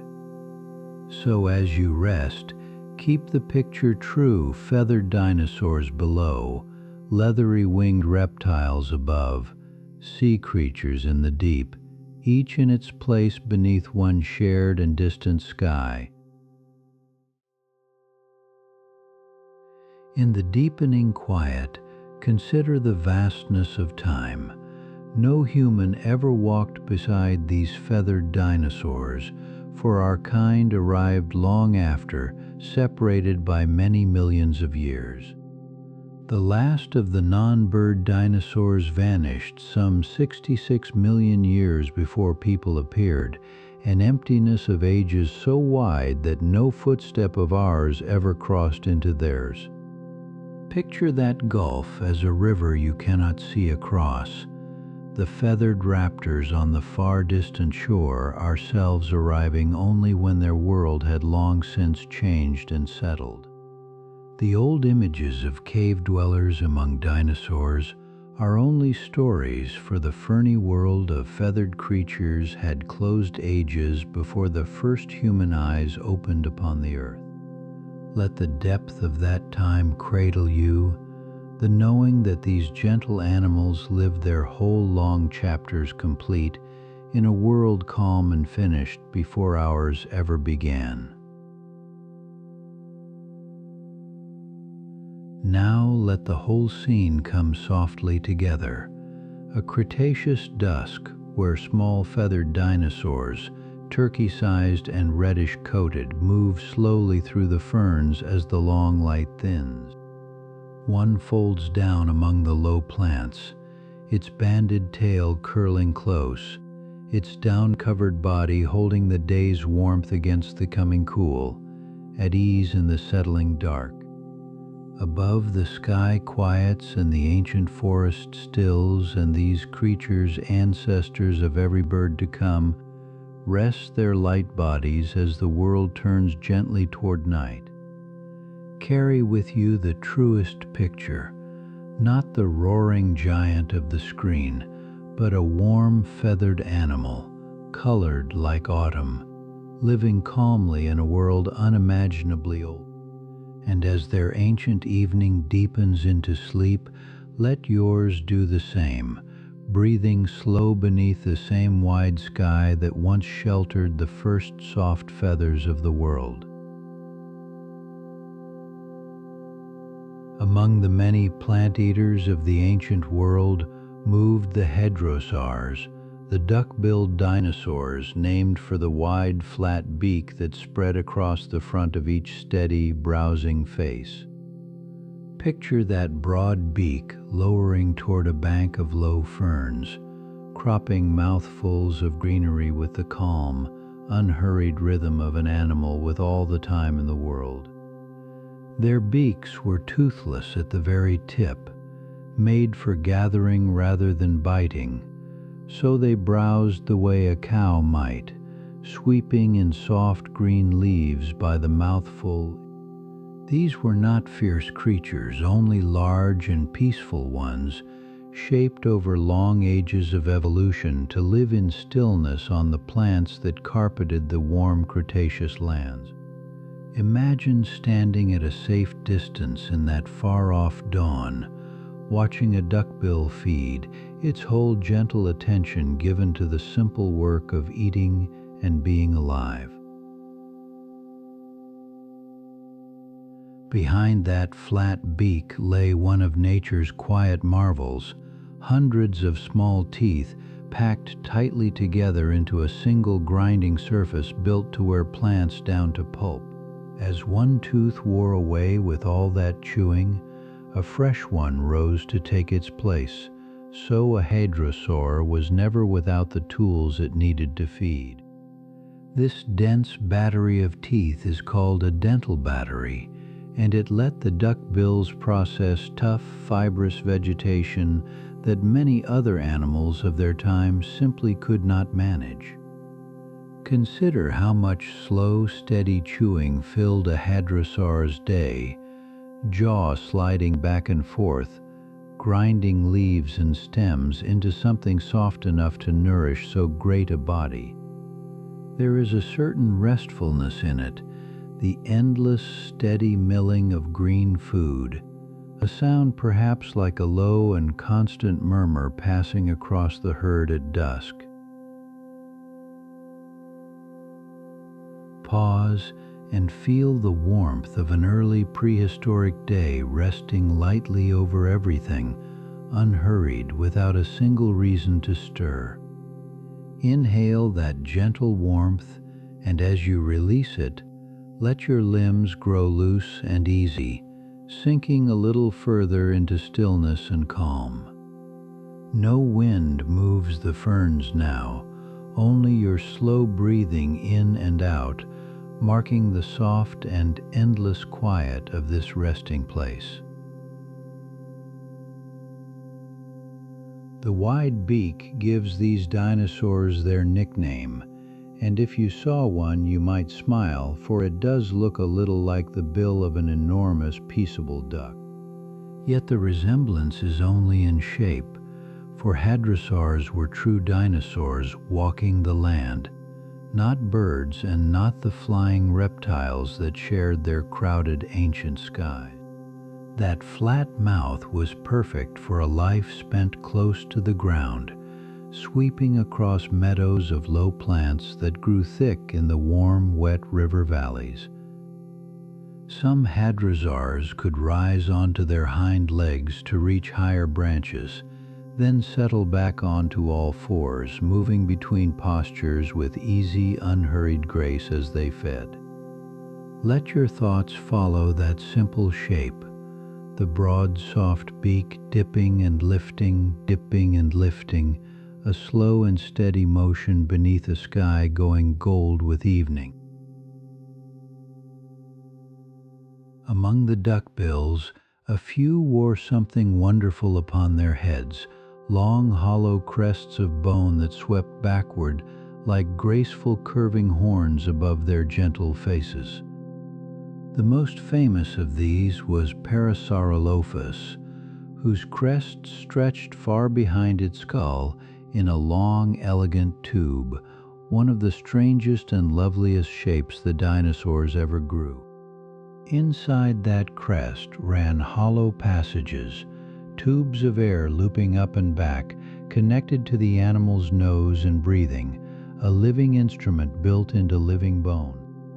Scientists believe this crest was not a weapon, but something closer to a musical horn, a structure shaped by evolution for sound rather than for any kind of struggle.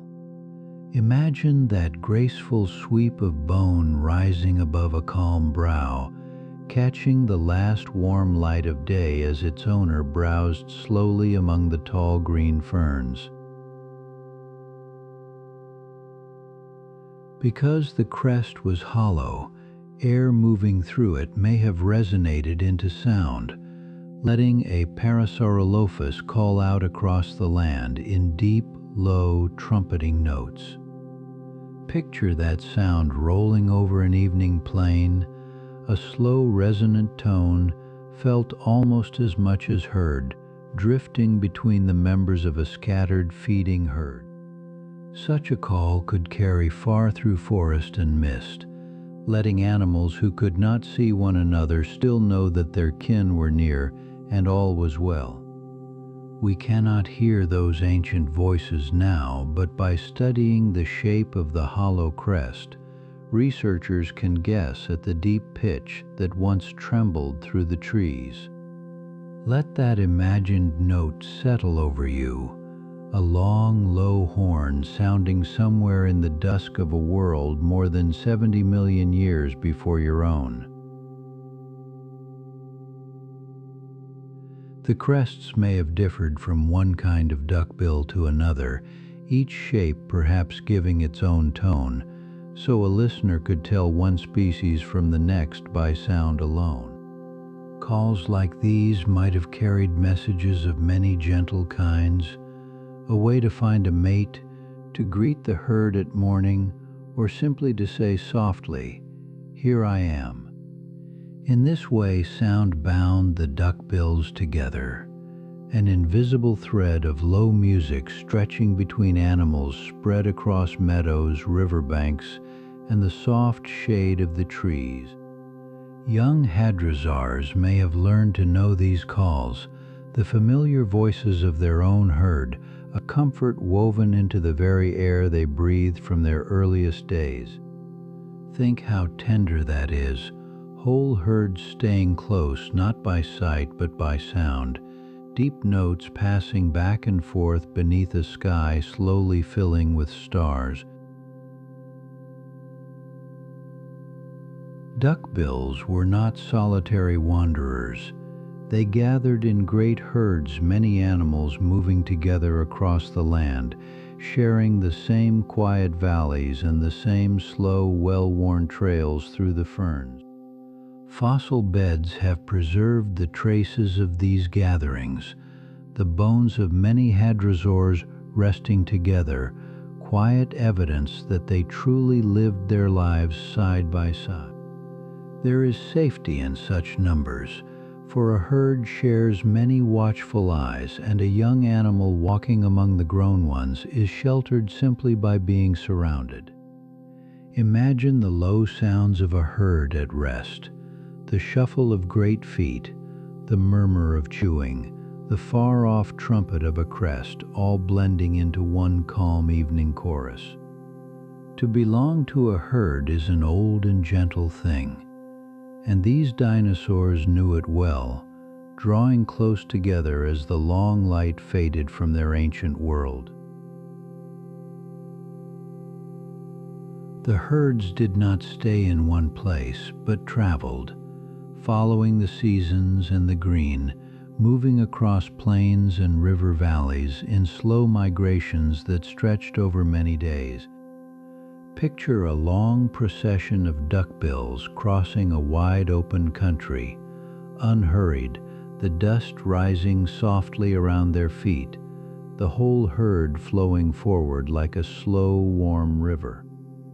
Along the way, the crested ones may have called to keep the group together, their deep notes drifting down the line so no traveler was ever truly lost. Such journeys carried the herds toward fresh feeding grounds, an ancient rhythm of movement and rest, following the land's own quiet invitation from one green place to the next. Let your mind walk with them for a moment, matching their slow and steady pace, the horizon soft and pink ahead, the day easing gently toward its close. Some hadrosaurs are known to have gathered in great nesting grounds, laying their eggs together in many nests, tending the beginnings of new life close beside one another. From these ancient nests we have found the tiny bones of hatchlings, small duckbills that once broke gently from their shells into the warm air of a vanished spring.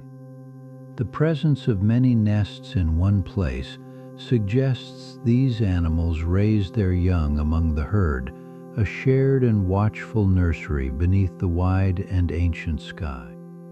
A newly hatched hadrosaur was small enough to hold, a reminder that not every dinosaur was a giant, and that even the largest herds began with the tiniest lives. Imagine the quiet of such a nesting ground at dusk, grown animals settling near their young, the whole gathering breathing slow beneath the first cool stars of evening. All of this unfolded in the Cretaceous, a time so distant that no human eye ever saw it, for our own kind arose only some 66 million years after the dinosaurs were gone. The duckbills shared their world with many creatures, including the flying reptiles overhead and the swimmers in the sea, though those graceful cousins were not dinosaurs at all. Nor were the dinosaurs all towering giants. The herds held animals of many sizes, and elsewhere small feathered dinosaurs, no bigger than birds, went about their own quiet lives. When we picture a duckbill browsing, we are looking across an immense stretch of time, imagining a gentle life that ended long before the first human story was ever told. So let the herd fade softly into the deep past now, their trumpeting calls growing faint, and let that ancient calm carry you at last all the way down into sleep. Long before any human walked the earth, dinosaurs laid eggs, and in the hush of a warm prehistoric night, one such egg rested in the soft dark of its nest. Picture an egg not so different from those you know today, oval and smooth, holding within it a tiny life curled up and waiting, warm beneath the ancient sky. Some dinosaur eggs were rounded, others long and slender, each shape a quiet answer to the animal that laid it, each one a small vessel of steady beginning. The shell was porous, letting air pass slowly through to the little one inside, so that even sealed away the growing hatchling could breathe the old world's gentle air. Imagine holding in your mind the calm weight of such an egg laid 90 million years ago, and know that from this small quiet thing a dinosaur once came. Many dinosaurs did not simply drop their eggs and wander off. They built nests, scooping shallow hollows into the warm ground and arranging their eggs with unhurried care. In some nests, the eggs were laid in gentle rings or tidy spirals, a soft geometry pressed into the earth by an animal following instincts older than memory. The nesting mother might mound up soil or heap rotting leaves over her clutch, and as the plants decayed, they warmed the eggs like a slow and living blanket. Fossil nests have survived across the ages, their bowls of hardened earth still cradling the rounded hollows where eggs once lay, quiet impressions left by tender labor. Consider how much care such a nest reveals, a small architecture of hope built by a creature you will never see, yet whose gentleness the stone still remembers. There was a dinosaur named Myasara, and its name means good mother lizard, a name given because of what its fossils calmly seem to show about family and care. Myasara was a plant eater, broad and gentle, moving through ancient meadows on 4 sturdy legs, cropping low ferns beneath skies that no person would ever share. Around Myasara nests, scientists found the bones of babies too young to walk far, suggesting the little ones stayed close while a parent watched over them. It seems this good mother lizard may have brought food to the nest, tending her hatchlings as they grew, a soft picture of devotion drawn from ancient bone. Let that name settle over you as you rest, good mother lizard, a reminder that tenderness is very old, far older than us, threaded even through the age of dinosaurs. Some dinosaurs did not nest alone. They gathered in great colonies, hundreds of nests spread across a single stretch of ground, a whole neighborhood of quiet, waiting eggs. Imagine a broad plain dotted with nest after nest, each spaced just far enough apart that a large parent could move between them without disturbing another's careful clutch.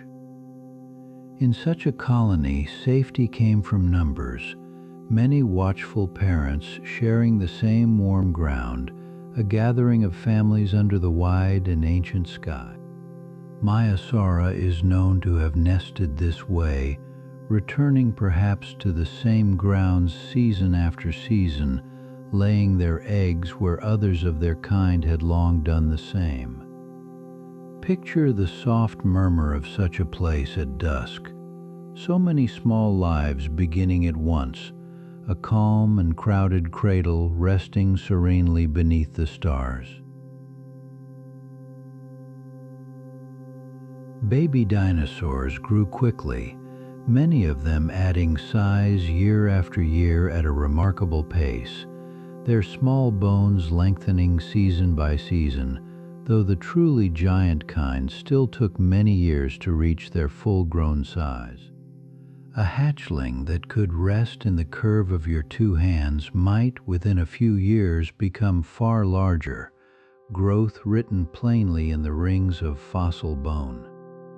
This swift growing helped the young survive, letting them reach a safer, sturdier size before too many seasons had passed beneath the slow-turning ancient sun. In the fine layers of young dinosaur bone, scientists can read this fast growth, the quiet mark of a body building itself steadily toward the fullness of its shape. There is a gentle calm in the thought of such steady growing, a small creature becoming itself a little more with each passing day, calm and certain in its unfolding. Across the long stretch of deep time, fossil eggs and nests have been found on nearly every continent, gentle glimpses of dinosaur family life preserved within the rock. Some fossilized clutches still hold their eggs together as they were laid, undisturbed for countless millions of years, a quiet arrangement no hand has ever rearranged. Now and then a nest is found near the bones of an adult, hinting that a parent stayed close, a tender scene turned slowly and softly into stone. These finds are treasured because they show not hunting or struggle, but the ordinary calm of raising young, the quiet domestic side of the dinosaurs' long lives. Imagine the calm of the earth itself, holding these fragile things safe through ages beyond counting, so that we might one day glimpse a family that lived so long ago. In rare and wonderful cases, an egg has been found with a tiny embryo still curled inside, a dinosaur that never hatched, sleeping on within its shell across the ages. These delicate, unhatched embryos are among the most tender fossils of all, their minute bones scarcely larger than a fingertip, folded into the same neat curl as birds today. From such tiny remains, scientists can learn how a dinosaur's skeleton first took shape, reading the whole story of a life in the smallest and most peaceful of its chapters. One curled embryo, its head tucked toward its feet, looks so much like a bird about to hatch that it peacefully reminds us how close these two families truly are. Rest for a moment in that image, a small life folded warm and still inside its shell, a beginning paused forever, gentle and untroubled through all the long years. Many dinosaurs had feathers, and it is likely that some hatched already wearing a soft, downy fuzz, tiny, warm-bodied creatures dressed in the faintest first coats of fluff. Velociraptor, so often imagined as a towering giant, was in truth a small feathered animal, and its young would have been smaller still, delicate bundles of down and quiet breath. Not every dinosaur was enormous. A great many were modest in size, and their newly hatched young were tiny indeed, no larger than the birds that share your garden now. Feathers on these little ones likely helped hold in warmth, cradling the small heat of a growing body against the cool of a prehistoric night. Think of a nest of downy hatchlings, soft as any chicks, and let go of the fierce old pictures. The truth is smaller, warmer, and far more peaceful than the myths. All of this nesting and hatching happened in a world with no people in it, for dinosaurs and humans never met. We arrived some 66 million years after they were gone. The flying reptiles that shared their skies, the pterosaurs, were not dinosaurs, though they too laid eggs and raised young beneath the very same ancient sun. In the seas nearby swam other great reptiles, the plesiosaurs and mosasaurs, also not dinosaurs, living their own quiet lives far from the nesting grounds on land. So when you picture a dinosaur nest, set it in a world entirely its own, ferns and warm air and unfamiliar stars, with no human footprint anywhere upon it. There is a strange comfort in that vastness of time, these families thriving in an age so distant that its gentleness reaches us now only as the softest echo.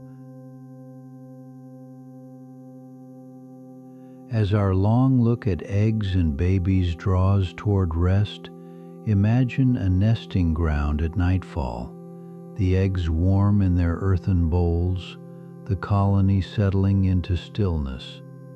A parent dinosaur lowers itself beside the clutch, no danger in the scene, only the slow calm of a creature keeping watch as the last light fades from the ancient sky. The hatchlings that have already come into the world nestle together for warmth, small feathered forms breathing softly in the dark, safe among the many. Above them the old stars wheel in patterns no human eye has ever charted, while below life waits inside its shells, steady and unhurried, ready for morning. Let that quiet nesting ground be the last thing you hold. Warm eggs, watchful parents, sleeping young, a tender family from the deep past, carrying you softly into sleep. Come and rest beside a wide, slow river, its surface smooth and silver, moving so gently that it hardly seems to move. Let your breath match its unhurried flow, drawing in, easing out, each cycle a little slower, a little softer than the one before. The water asks nothing of you. Simply lie here in the hush of the shallows and let the calm carry your thoughts downstream and away. Long before the first human breath, the world the dinosaurs knew was warm from pole to pole, a place of soft rains and mild seasons, green in almost every direction the eye could wander. Picture a planet without the winters we know, its air heavy and humid, its lowlands steaming faintly at dawn, a gentle greenhouse where cold-blooded and warm-blooded creatures alike found comfort. There were no ice caps gleaming white at the ends of the earth, only more forest, more warmth, more green, stretching toward horizons that no map of ours would ever recognize. This deep warmth lasted across many millions of years, far longer than our species has existed, a slow and steady climate under which enormous and tiny animals both in stillness thrive. It is worth remembering as you settle that all of this unfolded roughly 66 million years and more before any person walked the earth. No human ever felt that ancient warmth. One of the strangest truths of that time is the simplest. Grass had barely appeared yet. The soft meadows we imagine beneath a dinosaur's feet had not yet come into being. Instead of lawns and prairies, the ground was carpeted in low ferns and mosses, spreading green and feathery across the damp soil, catching the light in fine, lace-like fronds. Imagine a hillside with no blades of grass swaying upon it, only ferns unrolling their tender coils, the whole slope quiet and cushioned in a plant far older than any flower. Grasses would not truly spread across the world until long after the last dinosaurs were gone, so for their entire story the earth wore an entirely different green. So when you picture a great herd feeding, set aside the golden fields. Give them instead a forest floor of ferns and fallen fronds, softer and stranger than any pasture. In place of flowering shrubs stood the cycads, stout and palm-like, crowned with stiff green rosettes, steady plants that had already been growing on Earth for ages before the dinosaurs arrived. Among them the ferns rose in tiers, some low and delicate, others tall as small trees, their fronds arching overhead to make a green and shifting ceiling of feathery shade. Picture yourself walking, slow and unhurried, through a grove of cycads, each one round-bodied and calm, the air still, the light filtering down in soft and dappled coins of green. These were the salad of the dinosaur world, the leaves and shoots that fed the great plant eaters, a quiet abundance nourishing bodies both enormous and small across the warm lowlands. There is peace in imagining such a forest, no flowers yet, no bird song as we know it, only the rustle of ferns and the deep ancient calm of the cycads. Overhead rose the conifers, tall cousins of our pines and redwoods, lifting their dark green crowns high above the fern beds, their trunks straight as columns in a vast and living hall. Among these giants grew the ginkgos, with their small fan-shaped leaves, a tree so enduring that its living descendants still shade our streets today, a quiet thread running from that world to ours. Imagine looking up through the ginkgo leaves, each one split into two soft lobes, trembling in a warm breeze that blew across a land no human eye would ever see. The conifers dropped their needles and cones onto the forest floor, feeding the soil, sheltering small creatures, standing through storm and season as the slow centuries turned beneath their roots. It soothes the mind to know that the ginkgo survived it all. The same kind of tree that overlooked the dinosaurs may be growing right now on a street near where you sleep. High over the fern forests moved the pterosaurs, the great flying reptiles riding the warm air on leathery wings stretched between their bodies and a single long, elegant finger. Some were no larger than a gull, wheeling lightly above the treetops.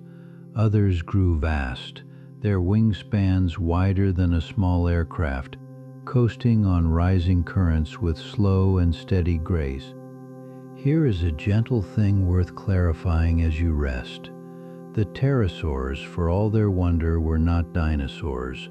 They were flying reptiles, close relatives sharing the same warm and ancient skies.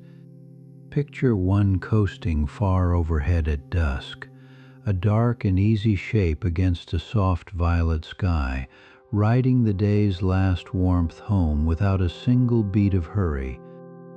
They were the first backboned animals ever to truly fly, taking to the air on their own long before any bird, a quiet marvel unfolding above that green and steaming world. Where the warm, shallow seas lapped over much of the land, there swam the plesiosaurs, long-necked reptiles who rode through the water with four broad paddle-shaped limbs, calm as slow ships under sail. Later came the mosasaurs, sleek and streamlined swimmers who moved through the same warm oceans, their bodies rippling side to side like the great sea reptiles they were, unhurried in the blue. As with the pterosaurs above, a soft correction belongs here. The plesiosaurs and mosasaurs were not dinosaurs either. They were sea reptiles, sharing the world but belonging to their own ancient branches. Imagine the sunlight slanting down through that shallow sea, catching the long neck of a plesiosaur as it turned slow and serene among clouds of small and shimmering swimmers. So the dinosaurs walked the land, the pterosaurs held the sky, and these graceful giants owned the water, three separate wonders sharing one warm world, none of them quite the same. It can be a comfort to sort the old confusion softly. The true dinosaurs were the land animals, walking on legs held straight beneath them, from the tiniest feathered runners to the towering long necks. The flyers and the swimmers, marvelous as they were, sat on nearby branches of the family tree, close cousins to the dinosaurs but following their own quiet paths through air and sea. Think of it as one grand and sprawling family, dinosaurs on the ground, pterosaurs above, plesiosaurs and mosasaurs below, all reptiles of the same warm age, each keeping to its own realm.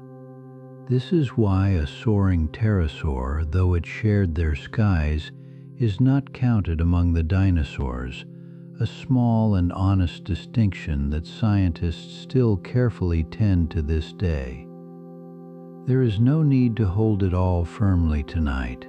Simply let the picture settle. Three kinds of ancient life sharing one green planet, each moving calmly through the place it called home. It is easy to imagine every dinosaur as enormous, yet many were modest creatures, some no bigger than a chicken or a house cat, moving softly through the ferns on light and careful feet. Among these smaller ones was Velociraptor, in truth roughly comparable in size to a large bird, and covered in feathers, far from the towering monster that later stories would invent. Picture such a little dinosaur at dusk, feathered and quick and no taller than your knee, slipping between the cycads on a quiet errand, harmless to your rest and wholly at ease. The forests held a whole range of sizes, from the ground-shaking long necks down to these small and nimble runners, a world balanced between the vast and the delicate. So as sleep draws near, you need not picture only giants. Imagine also the small and gentle dinosaurs, soft-footed and feathered, threading through the undergrowth beneath a warm and fading sky. One of the loveliest discoveries of recent science is that many dinosaurs wore feathers, not only for flight, but for warmth and for color. Soft coats upon creatures we once imagined bare and scaled. Some feathers were simple, like fine downy fuzz keeping a small body warm through a mild night. Others grew long and elegant, patterned perhaps in colors we are only beginning to read from the stones.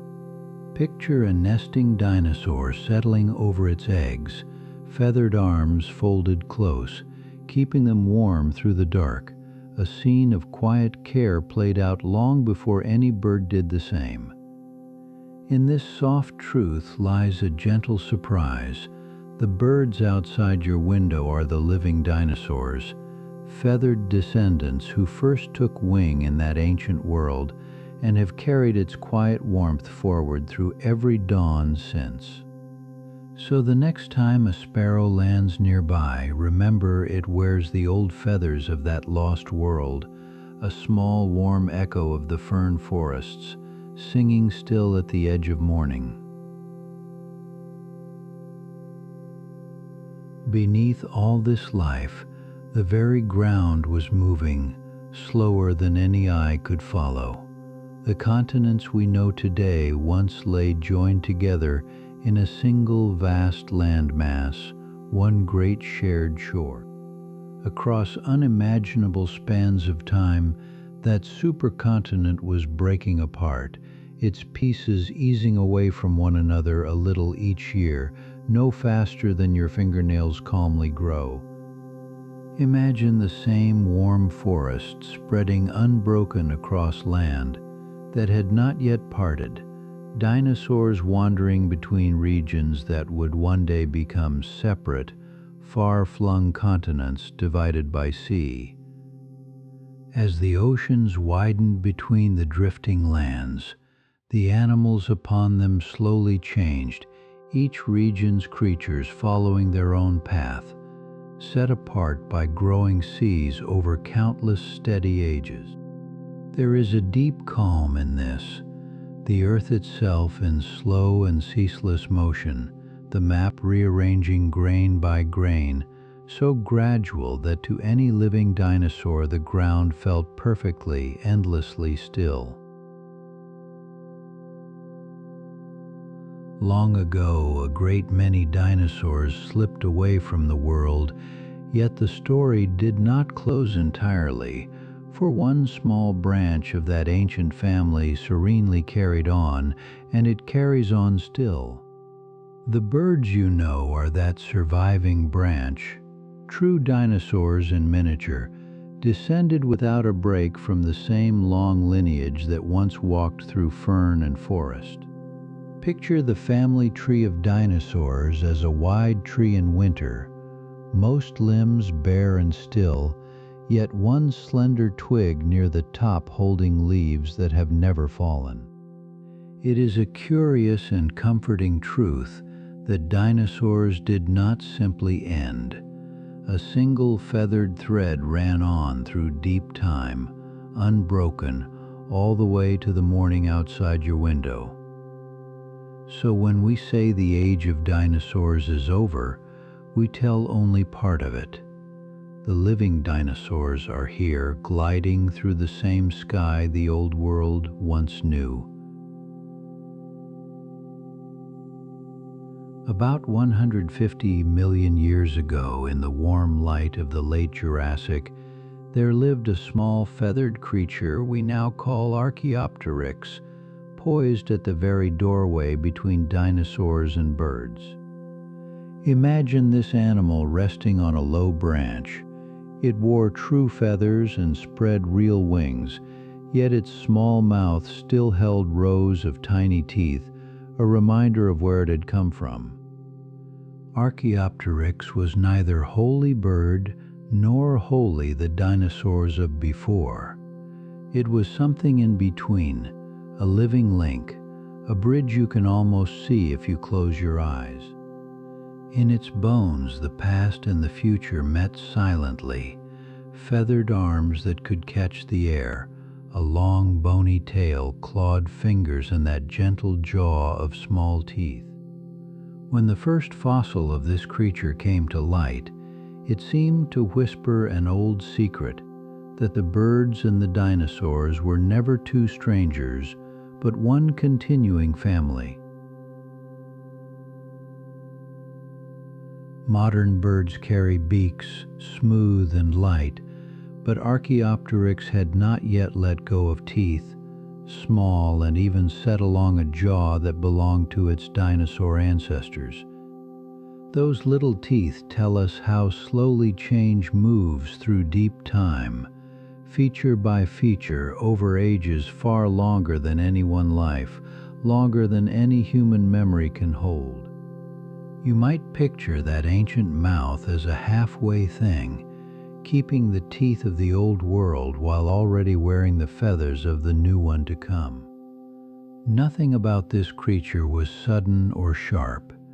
It was simply an animal living its life among the ferns, peacefully carrying 2 chapters of the story in a single small body. Over the ages that followed, the teeth would fade and beaks would take their place until the birds of today arrived, light-boned and toothless, yet dinosaurs still. Consider the small brown sparrow that hops along a hedge at dawn. It is, in the truest sense, a living dinosaur, a tiny inheritor of that ancient and unbroken line. There is no need to travel to distant lands or lost ages to meet a dinosaur. One may be pecking at seeds in your own back garden this very morning. The sparrow does not know its long history, yet it carries it perfectly in every hollow bone and every feather, the inheritor of a feathered design that reaches back across 150 million years. When you hear a sparrow chatter from a rooftop, you are hearing a voice from a lineage whose feathered ancestors once lived among Jurassic ferns, unbroken from that distant time to this. So the humble garden bird is not humble at all in time. It is an ancient survivor, small and warm, carrying the age of dinosaurs into the quiet of your morning.